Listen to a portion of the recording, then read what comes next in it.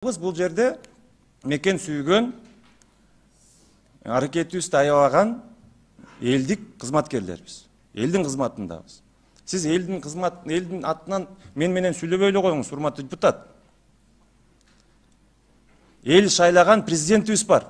Аткаруучу бийлик президент. Президент министрлер кабинетин түзөт. Ошол киши мага баа берет. Элдин атынан. Biz al президенттин программасын аткарабыз. Аткаруучу бийлик. Бул токтомдор, мына комитеттердин токтомдору. Мен сиздерге айтып коеюн, биз конституциябыз боюнча биз жакшы окуйлук. Булар рекомендательного характера. Сиздер өкмөт эмессиңер да ушундай аткаруучу бийликке диктовать эткендей. Сиздерди элибиз Эди жолдубаев сөз сурап берге чейин бергел бизди башкарганга укук берилген эмес сизгечи. Азыр мен уже чыдабай кеттим.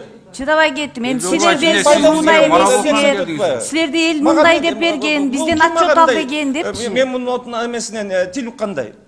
Сизге тил уккан жок, сунуштарын айтты. Комитетте мынакей депутаттар баарын угуп отурдук. Сизди эч ким тилдеген жок. Дагы бир жолу айтайын. Эди Жолдубаевич. Айсулуу Дөөлөтбековна.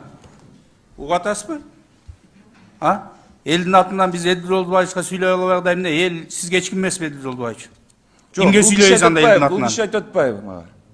Элдин атынан бизге мага сүйлөй эле койгула деп. Сиз кимсиз анда? Мен да элдик кишимин.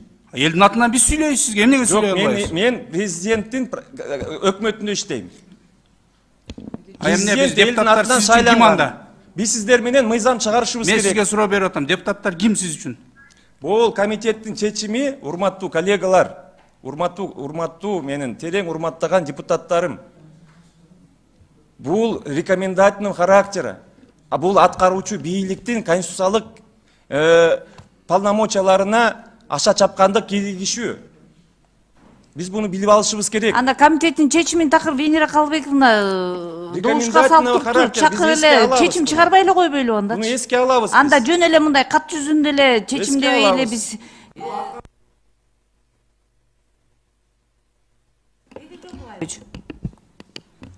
Анда Венера Калбековна ошондой кыла алам да. Бул кишинин мынакей так жообун уктук. Гүлказыгана, уруксат берсеңиз, Венера Калбековна, сиз төрайым катары модераторсуз да. Сиз кандай тартипти алып барсаңыз, ошондо жыйын өтөт. Азыркы учурда тиле каршы сиздин аброюңузга өтө чоң шек келип атат да. Бул жерде биз келип алып туруп полемикага биз кабинет министрин барган жокпуз. Биз өзүбүздө төрүбүздө отурабыз. Бизге келип мыйзам долбоорун талкуулап келип атышат, биз колдоп берип атабыз. Болгон эле ошол. Сында бештик айткан жокпуз, болгон ошол чыккан мыйзамды көзөмөлдөө максатында жана колдоо максатында бул жерде баарыбыз отурабыз. Это бир маселе. Экинчиден өтө сыйкырдуу кылып айтып атасыз, ботаникага 300 түп отургуздук деп. Отургузган ботаника бул бирөөнүн үйү эмес, бул деген мамлекеттин мүлкү. Ошол жерде иштеген өзүңүз айтып кеттиңиз, улуттук академиясына карамагында ботаникалык бак деп. Ошол жактын жетекчилеринин баары менен кагаз түрүндө териштирип, улак саатын алып, бүт кызматкерлер менен чогуу отургузган бул иш чара.